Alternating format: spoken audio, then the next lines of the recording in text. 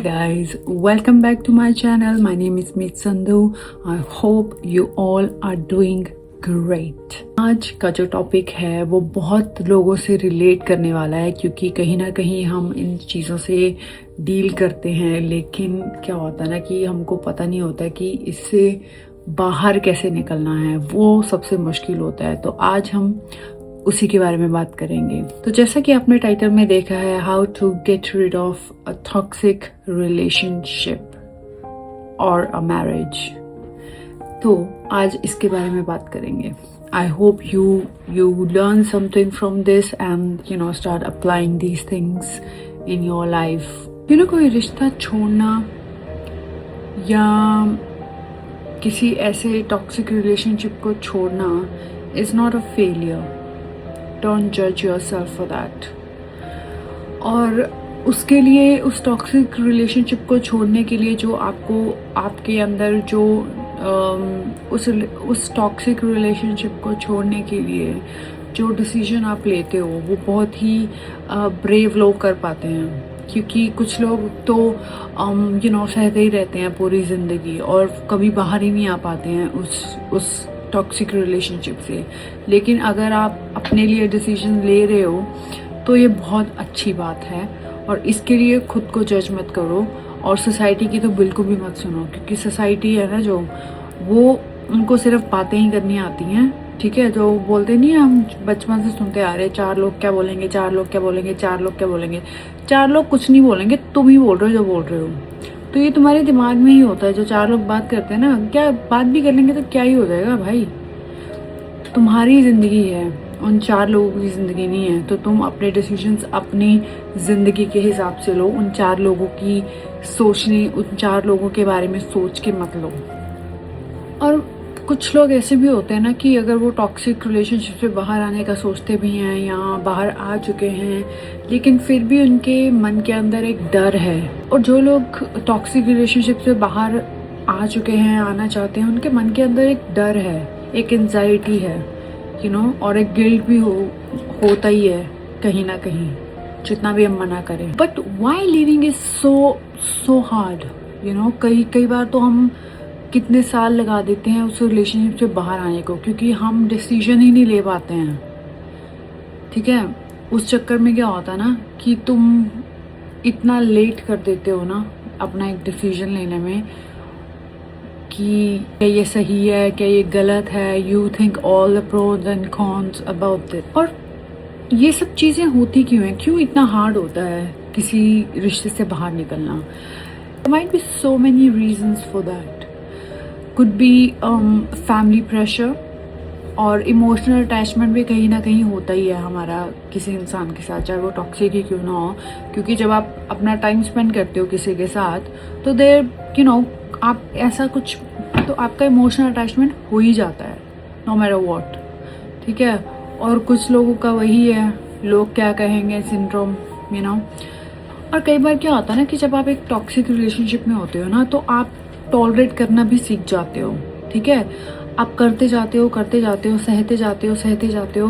फिर जब आपका ब्रेन बोलता है ना, या आपकी बॉडी बोलती है कि नहीं बस अब और नहीं, फिर आपका दिमाग आपको सिग्नल भेजता है कि नहीं अब बस करो भाई, डोंट ड्रेन योरसेल्फ। तब आपको जाके फिर समझ में आने लगता है कि नहीं, what I am doing with myself is wrong. Living is hard but it's possible. ऐसा इम्पॉसिबल वाला कोई सीन नहीं है। टॉक्सिक रिलेशनशिप और या टॉक्सिक मैरिजेस में प्रॉब्लम सिर्फ कांस्टेंट फाइट्स नहीं होती हैं, डेली फाइट्स नहीं होती हैं। There could be much more of that. There could be a constant disrespect, emotional manipulation. ये तो बहुत ही कॉमन है एक टॉक्सिक रिलेशनशिप में, इमोशनल मैनिपुलेट करना किसी को। ठीक है, gaslighting, fear based living, literally walking on eggshells.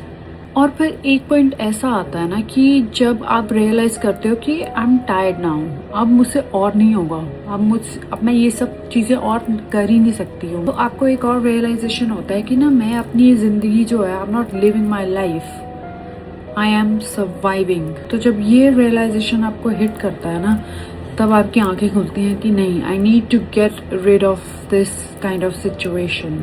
और अगर आपके मन में थोड़ा सा भी डाउट आ जाता है कि मैं सही कर रही हूँ या मैं गलत कर रही हूँ एंड ऑल ऑफ दैट, और वही होता है ना कि अगर आपके मन में एक डाउट भी आ जाता है ना कि शायद मैं उसको एक मौका और दे दूँ, तो एक बात हमेशा याद रखना कि अगर तुम किसी को मौका दे रहे हो ना दूसरा, तो दैट मीन्स तुम दोबारा उस इंसान को एक परमिशन दे रहे हो कि आपको दोबारा वो सब चीज़ों में वो टॉर्चर कर सके या आपको दुख दे सके।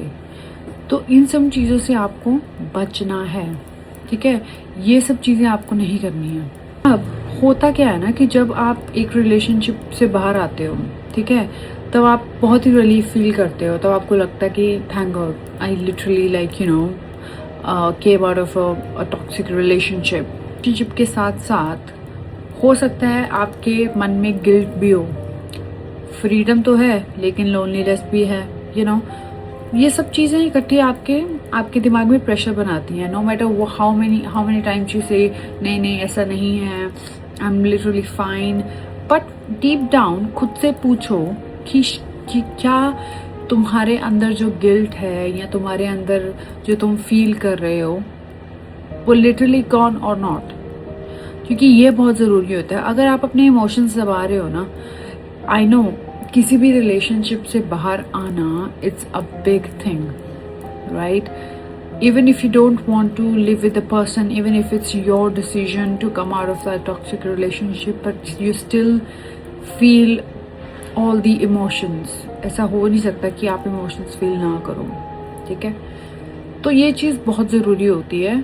स्ट्रॉन्ग डिसीजंस के साथ साथ स्ट्रॉन्ग माइंडसेट होना भी बहुत ज़रूरी है। You should stand for your self, you should stand for your decisions. And तुमको अगर पता है कि तुमने कुछ गलत नहीं किया है तो तुम्हारे अंदर गिल्ट नहीं होना चाहिए, तुम्हारे अंदर ऐसी फीलिंग्स नहीं होनी चाहिए। I know you might have more concerns than this, but तुमको अगर एक चीज़ से निकलना है ना तो अपना माइंडसेट बना लो।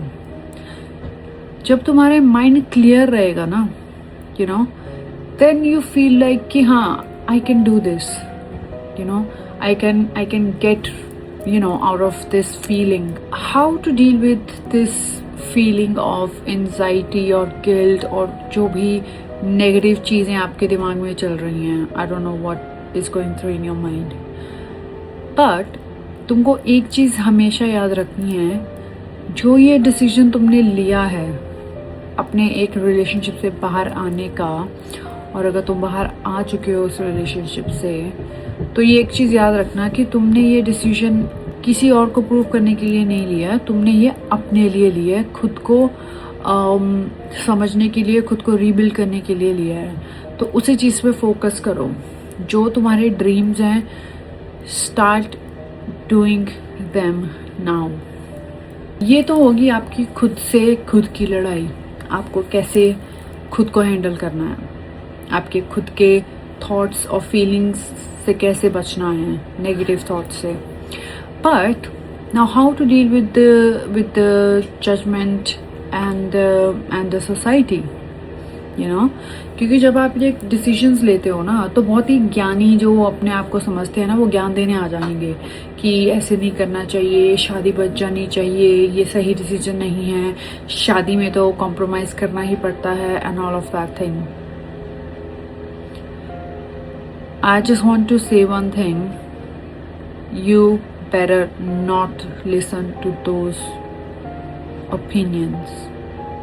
आप उन चीज़ों के बारे में सोचते भी हो ना, एक काम करो, अगर कोई बोलता है ना तुमको, एक कान से सुनो और दूसरे कान से निकाल दो। क्योंकि जब आप उस चीज़ को सुन के और चीज़ें एनालाइज करने लग जाते हो ना और फिर तुम्हारे अंदर एक ना एक डाउट आ जाता है, फिर वो गिल्ट का चक्कर, फिर वो खुद को डाउट करना, नेगेटिव थॉट्स, क्या मैं सही कर रही हूँ, मैं क्या गलत कर रही हूँ, तुम उस चक्कर से, तुम उस सर्कल से कभी बाहर नहीं आ पाओगे। You need to break the cycle of guilt, of if I am doing the right thing, all that stuff and the society pressure. वो तो तुम लेना ही मत। तो लोग आपका पेन नहीं जानते हैं, तो उनके ओपिनियन आपकी रियलिटी नहीं हो सकते हैं, तो इतना अपने दिमाग पे जोर मत दो। जो भी नॉइस है ना तुम्हारे around, you should ignore that. एक चीज बहुत इंपॉर्टेंट होती है, खुद की आइडेंटिटी को रीबिल्ड करना, reconnect with your old dreams, career growth, fitness, emotional boundaries. So I hope this video helps you a little bit about how to deal with all the pressure around you। ठीक है, ये सिर्फ आपके हाथ में है कि आप कैसे डील करते हो। अगर आप स्ट्रांग नहीं हो यहाँ से, तो कोई भी आके आपको बेवकूफ़ बनाएगा या कोई भी आपको आके कुछ भी बोल देगा और आप उस चीज़ को ओवरथिंक करना स्टार्ट करो। You need to stop doing that, right. तो मैं आपको मिलूंगी अगले वीडियो में, तब तक के लिए please take care, stay healthy and choose yourself, alright, and don't forget to subscribe my channel, alright. I will see you in the next video. Bye bye.